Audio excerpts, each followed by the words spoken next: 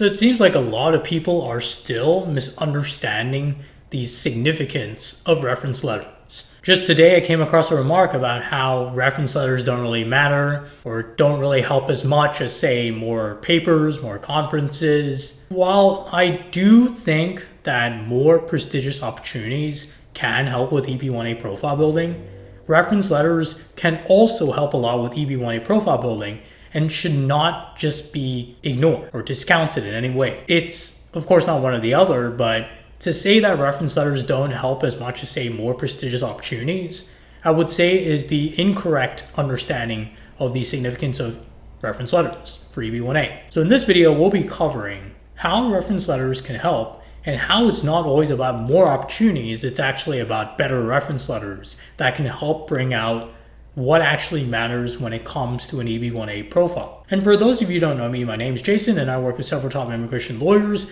which is where my EB1A profile building insights come from. I also run a paid newsletter for $12 per month, through which you can get access to my newsletter resources, which includes a profile building opportunities database that lists over 400 opportunities categorized by field and criteria. You will also get access to my private group, where members have been able to find opportunities shared by other members, have been able to find collaborators in general for profile building, and I've also been able to find co-authors for papers. If you're interested in these resources, check out the link in the comments. But going back to the video, how can reference letters actually help?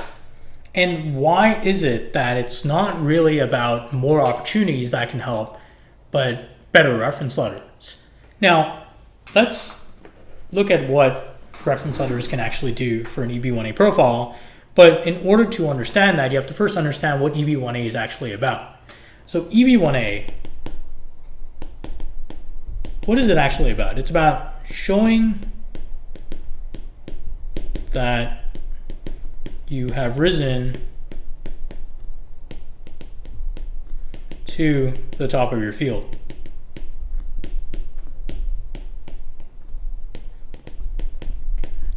Now, what reference letters do for EB1A then, in showing that you've risen to the top of your field, is reference letters, they are usually for leading a critical role,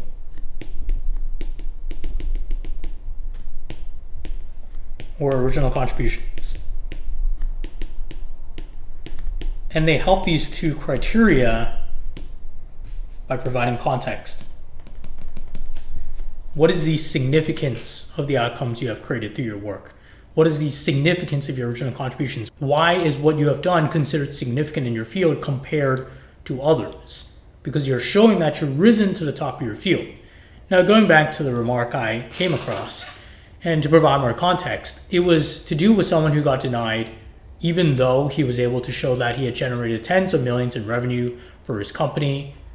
What seemed to be lacking was in his reference letters, there was really no commentary on the significance of these outcomes. Now, tens of millions in tech might not sound as great as hundreds of millions or even billions, because there are some companies out there that do generate hundreds of millions or billions, and people can show that they've contributed to these outcomes.